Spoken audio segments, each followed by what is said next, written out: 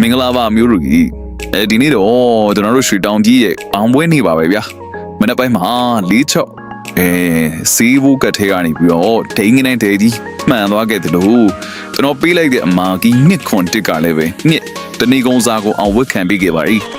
ပောက်ခဲ့တဲ့အမျိုးတွေတို့လည်းပဲအားလုံးဂုဏ်ယူပါရဲ့ဗျာကဲမလက်ခံတောက်ကြနေကတော့အပိတ်နှစ်ကျွတ်တယ်လို့အမျိုးတို့တွေမဟာအထုခွင့်ရေးကြီးလည်းပဲဖြစ်ပါတယ်တောက်ကြနေတိုင်းကျွန်တော်ကဏ္ဍတွေဘယ်လောက်မှန်တယ်လဲဆိုတာလက်တွဲပူးတဲ့သူတိုင်းအသိပါပဲမနေ့ပြန်တနေ့ကုန်အပိုင်းစော်နိုင်မှု169အမာကြီးကိုအပီးကိုင်းထားကြပါမျိုးတို့စဉ်းစားနေကြတယ်3508ညတဲ့ကအာရီလာအောင်မလဲဆိုတာကျွန်တော်အတိအကျတွက်ချက်ထားပါတယ်ကနန်းအစ်စ်ပဲလာမလားဖပိသားပြန်လာမလားဆိုတာကိုတော့အခုမလာသေးတဲ့ကနန်းတွေကတလုံးသေးကြပေါ့စဉ်းမှာဝရှိပါတယ်အဲပုံမသေးကြတဲ့အနီးက main quest နဲ့တကွက်ကောင်းနေလူချင်းနဲ့ဆိုရင်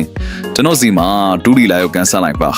ကျွန်တော်စီမှာလာထိုးတဲ့အမျိုးတိုင်း main quest တွေကိုအခမဲ့ပို့ပေးနေတာဖြစ်လို့အခုဗီဒီယိုမှာမြင်နေရတယ်